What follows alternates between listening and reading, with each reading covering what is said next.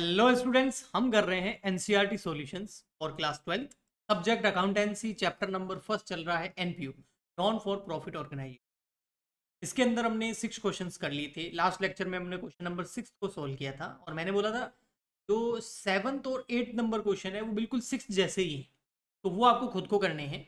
अभी हम question number आज 9th करने वाले हैं। ओके, चलिए स्टार्ट करते हैं आज का क्वेश्चन नंबर 9th। ये रहा, इसको हम सॉल्व करते हैं। लिखा हुआ है from the following receipt and payment account. आपको रिसिप्ट एंड पेमेंट अकाउंट दे रखा है। हाँ जी, ये रहा, देखो receipt and payment account for year ending 31 मार्च 2007। हमारा ईयर कौन सा है? 1670। ओके, प्रीवियस ईयर कौन सा हो जाएगा? 1560। और अगर नेक्स्ट ईयर की बात करें तो वो हो जाएगा 17। बट हमको तो करंट ईयर ध्यान रखना है, उससे रिलेटेड सारे के सारे इनकम और एक्सपेंडिचर जो है हम इनकम एंड एक्सपेंडिचर अकाउंट में लिखेंगे, अक्रूवल बेसिस पे, कैश बेसिस।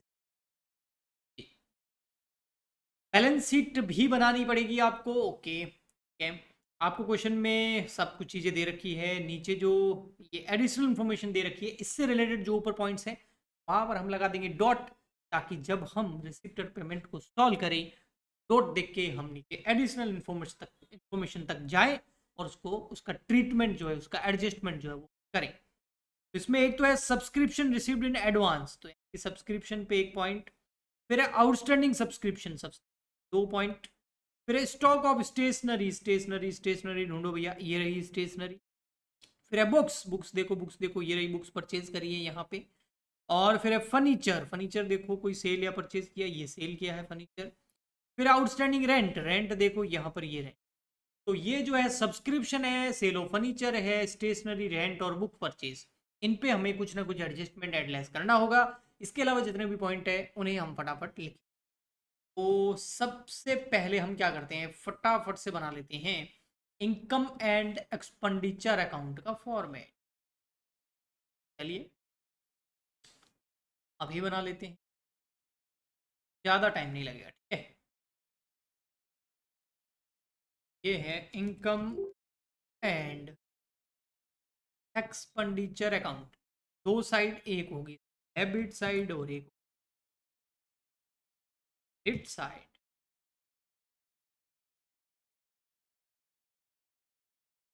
है, यहाँ लिख देंगे हम income and expenditure account for the year ended 31 March 2000। Credit, debit या एक्सपेंडिचर,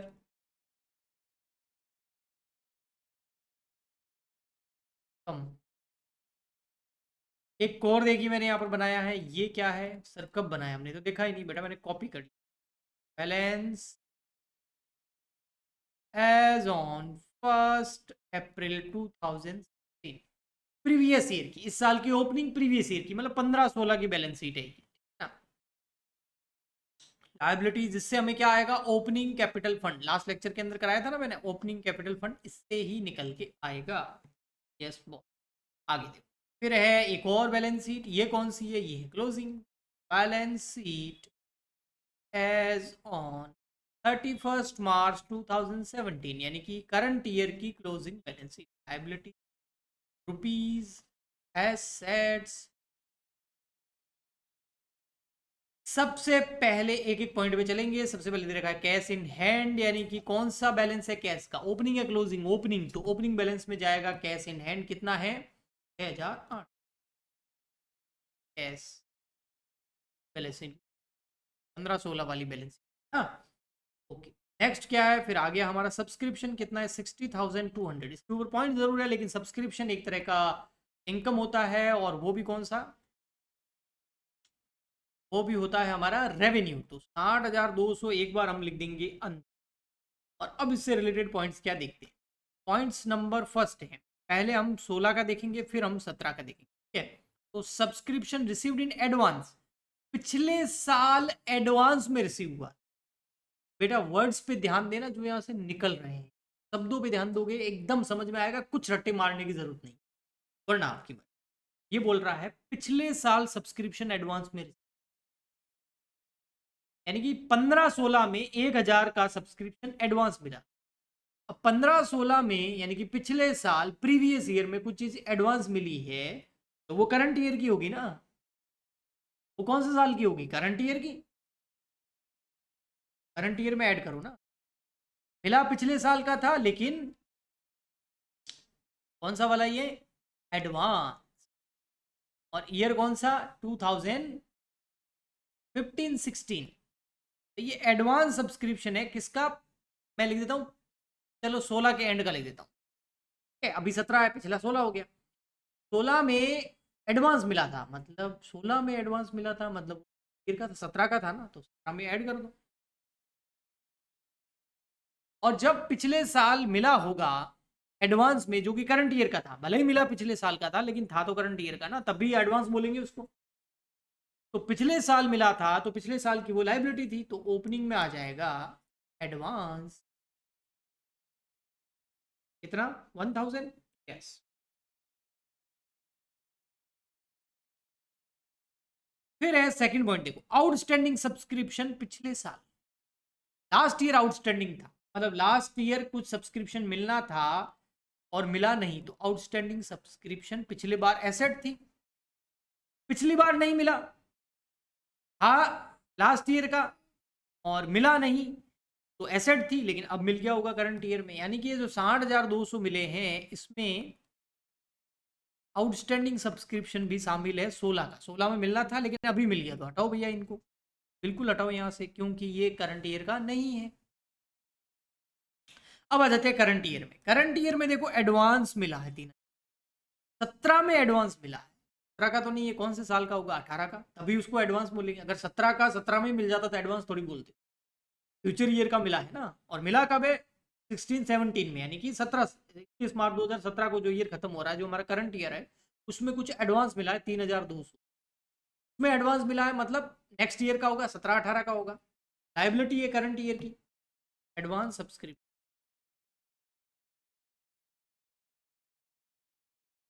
कितना? 3200।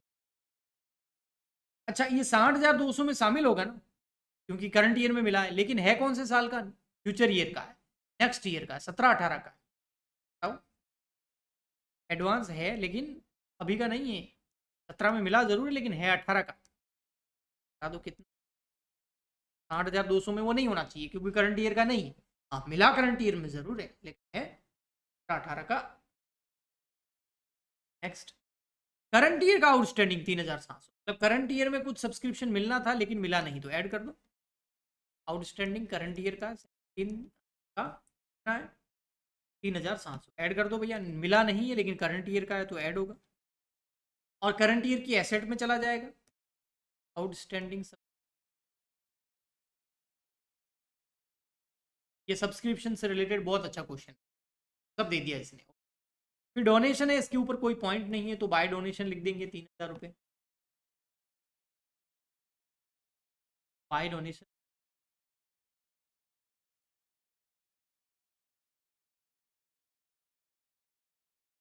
सब्सक्रिप्शन कट कर दो, टोटल कर लो, कितना हो जाएगा?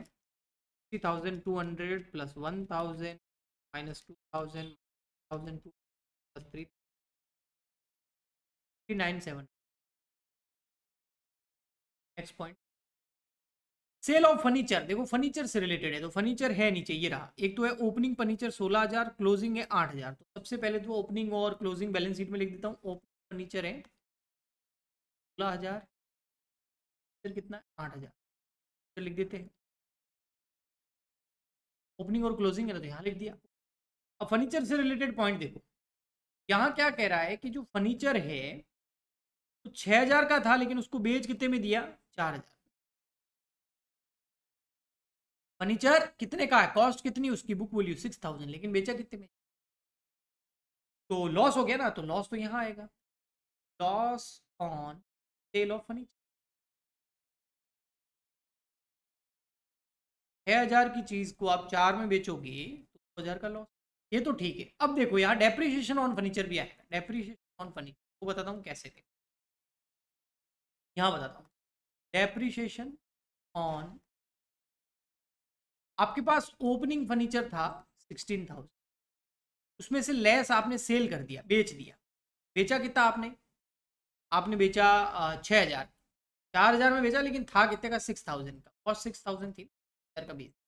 तो आपके पास फर्नीचर कितना होना चाहिए क्लोजिंग में? 10,000। लेकिन क्लोजिंग बैलेंस शीट में देखो फर्नीचर कितना है? 8,000। कहाँ से आया ये देखो, फर्नीचर ओपनिंग 16, क्लोजिंग 8। क्लोजिंग में 8 है, लेस कर दो क्लोजिंग 8। तो 2,000 कहाँ गए? 2,000 कम बढ़ रहा है ना। ये क्या लगाया आपने? डेप्रीशिएशन। यहाँ आ जाएगा डेप्रीशिएशन ऑन।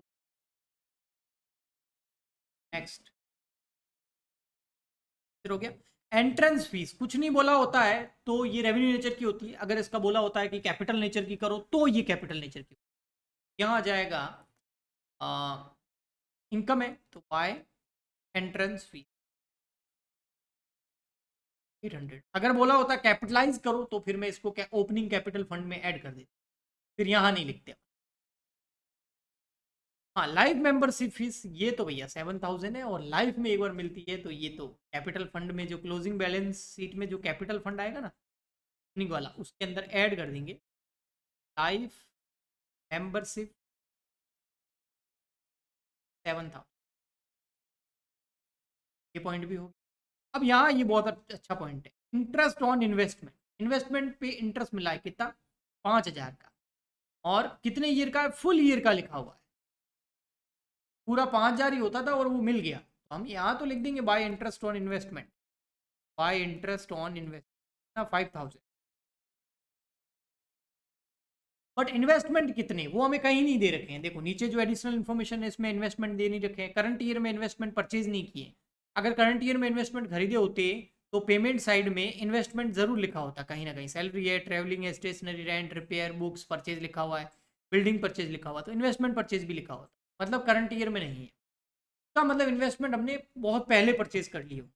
सबसे पहले तो आएगा ये कहाँ? Opening balance sheet, investment. अब कितने के इन्वेस्टमेंट? तो भैया 5,000 का जो इंटरेस्ट है वो 5% के बराबर। ये सोचने वाली बात है। और पूरे साल का 5,000 का इन्वेस्टमेंट कितने परसेंट पे? 5%। 5,000 रुपये 5% की वैल्यू पे है, तो 100% पे अगर ले आएंगे तो 1 लाख रुपीज क्या आ गया? इन्वेस्टमेंट। अब 1 लाख का 5% कैलकुलेट करके देख लो, 5,000 ही आएगा। इन्वेस्टमेंट पहले पिछले साल या पता नहीं कब खरीदे होंगे, 1 लाख के थे। ओपनिंग बैलेंस शीट में भी इन्वेस्टमेंट 1 लाख, और क्लोजिंग बैलेंस शीट में भी इन्वेस्टमेंट कितने आ जाएंगे? 1 लाख। कि ना हमने और खरीदे हैं ना हमने और बेचे। 1 लाख पहले थे, 1 लाख, और इन्वेस्टमेंट के ऊपर इंटरेस्ट मिलता है वो यहाँ लिख दिया, फिर डेप्रिशिएशन। ये एक बहुत ही अच्छा पॉइंट। सैलरी के ऊपर कोई पॉइंट नहीं है तो 24,000 एक्सपेंडिचर साइड में लिख देंगे।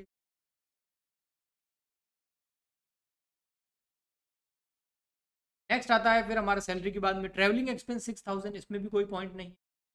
Travelling expense 1,000।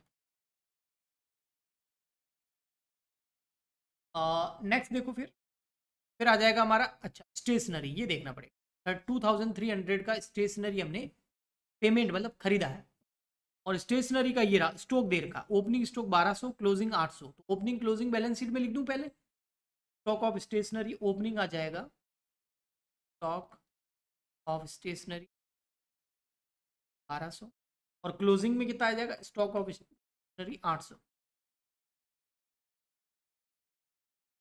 और जब भी किसी स्टेशनरी का या किसी भी चीज का ओपनिंग और क्लोजिंग बैलेंस दे रखा होता है ना, तो हम डायरेक्ट पे वो खर्चा नहीं है, फिर हमको क्या करना पड़ेगा? वर्किंग नोट बनाना, और हम लिखें उसमें कैलकुलेट करेंगे कंजम्पशन ऑफ।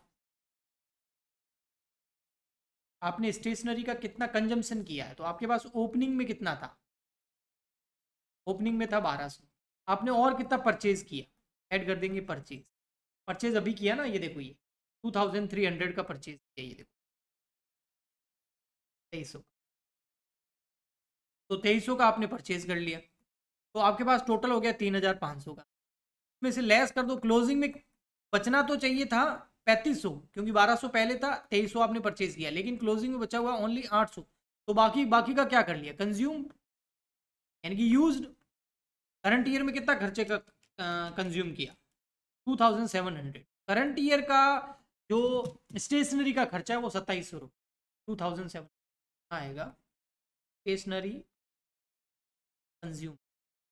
ऐसा तभी करना होता है जब किसी खर्चे के ओपनिंग और क्लोजिंग बैलेंस दे रहे, तो ऐसा करना होता है।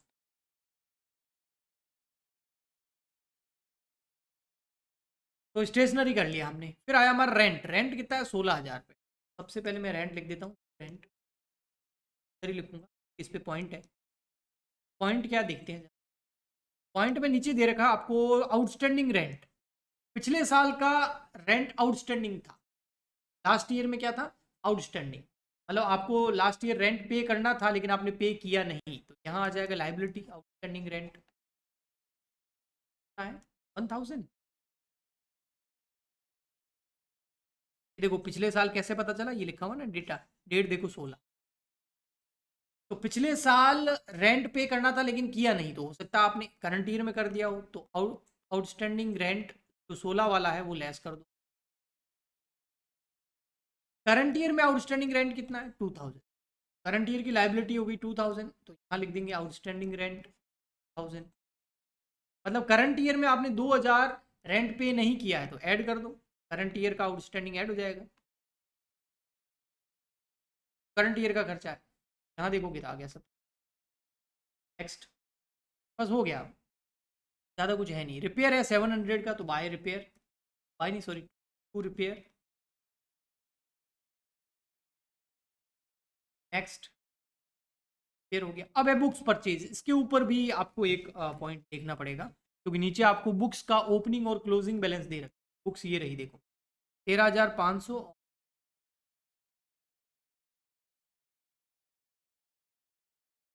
बुक्स का ओपनिंग कितना है?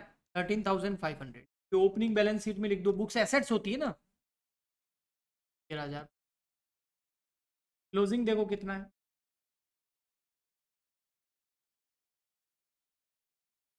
क्लोजिंग दे रखा है आपको बुक्स 16,500। क्लोजिंग बैलेंस शीट में, अब इसका भी थोड़ा सा हिसाब करना। ओपनिंग है 13,500, क्लोजिंग है 16,500। बुक्स जो है ओपनिंग में है, आपने और परचेज करी, परचेज कितनी करी आपने? परचेज यहाँ करी, देखो बुक्स परचेज्ड 1,000, 6,000 की आपने परचेज। 13,500 ओपनिंग में थी और आपने परचेज कर ली 6,000 की, 19,500। ऐस कर दो, क्लोजिंग में कितनी बची हुई है? क्लोजिंग देखो,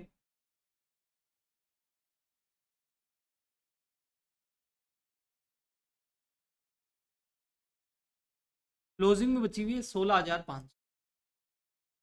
ओपनिंग में आपके बचनी चाहिए थी 13,500, ओपनिंग में थी 6,000 खरीदी, तो 19,500 बचनी चाहिए थी, लेकिन बची हुई ओनली 16। तो क्या आपने सेल कर दी? कितने की? 19,500 माइनस 16,500 करो, 3,000। तो क्या आपने 3,000 की सेल करी है? नहीं। अगर सेल करी होती ना, तो इधर लिखा होता, कहाँ? रिसिप्ट साइड में, बेचने से पैसे आते, कहीं नहीं लिखा हुआ। सेल ऑफ फर्नीचर जरूर लिखा हुआ, सेल ऑफ बुक्स कहीं नहीं लिखा हुआ। इसका मतलब ये फिर कम कैसे होगी? इसका मतलब ये है डेप्रिशिएशन। बुक्स पे डेप्रिशिएशन कितना लगाती है, यहाँ लगा दी, डेप्रिशिएशन ऑन बुक्स।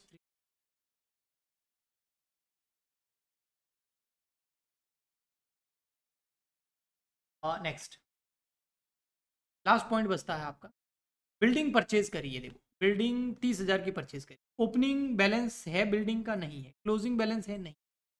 तो बिल्डिंग आपने न्यू परचेज करी है 30,000 की, तो जो करंट ईयर की बैलेंस शीट है उसमें आ जाएगी बिल्डिंग।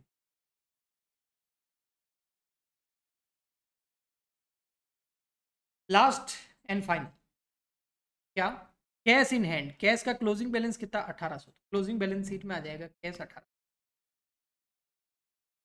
अब हम क्या करेंगे सर? सबसे पहले निकालेंगे सरप्लस। सबसे पहले इधर की टोटल कर लेते हैं, 59,700, 1,800, आ गया 68,500, 68,500 में सारे खर्चे लेस कर दो, 4,000, 6,000, 2,700, 17,000,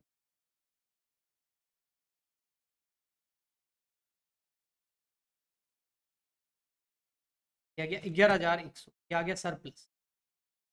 बैलेंसिंग फिगर इधर ज़्यादा आ रहा है ना, मतलब इनकम ज़्यादा है खर्चे कम है। 11,100 सरप्लस आ गया। और इसको कहाँ ट्रांसफर करेंगे? जो क्लोजिंग बैलेंस शीट है उसके कैपिटल फंड में यहाँ सरप्लस ऐड हो जाएगा 11,100। ओके, लेकिन अभी तक ये कैपिटल फंड निकालना है, ये कैसे निकलेगा? Opening balance sheet. Opening balance sheet की इधर टोटल करो, 6,800, 2,000, 16,000, 1,00,000, 1,200, 500, 139,500 एसेट की टोटल। में से लाइबिलिटी 2,000 लेस कर दो, 1,37,500 बैलेंसिंग फिगर। ये आ गया आपका क्या? कैपिटल। और ये ट्रांसफर कहाँ हो जाएगा? क्लोजिंग कैपिटल के अंदर, क्लोजिंग बैलेंस शीट के अंदर। क्लोजिंग बैलेंस शीट यहाँ आ जाएगा 1,37,000 ऐड कर दो, 11,100 ऐड कर, क्या आ जाएगा 155। अब आपको दोनों साइड की टोटल करनी है, अगर इक्वल आ रही है तो हमारा सही है, नहीं आ रही है तो हमने ज़रूर कुछ ना कुछ 1,68,100 इधर की 7, 8,000, 1,08,00 का 500, 1,68,00, क्या बात है, बार में आ। ये हो गया क्वेश्चन नंबर आपका कौन सा? 9th दिया है। अच्छा क्वेश्चन था, बढ़िया, इसलिए मैंने सोचा। अब आप क्या करना, क्वेश्चन नंबर 10th खुद करना, 11th क्वेश्चन या फिर 12th, इन दोनों में से एक मैं आपको नेक्स्ट क्लास के अंदर करा दूंगा। अगर आपको हेल्प मिल रही है इन लेक्चर्स से तो आप हमारा जो है टेलीग्राम चैनल ज्वाइन कर सकते हैं, इंस्टाग्राम पे हमें ज्वाइन कर सकते हैं, इसका लिंक इस वीडियो के नीचे डिस्क्रिप्शन। आज के लिए इतना ही। Like share subscribe and comment जरूर करें। हम मिलते हैं नेक्स्ट वीडियो में। Good bye.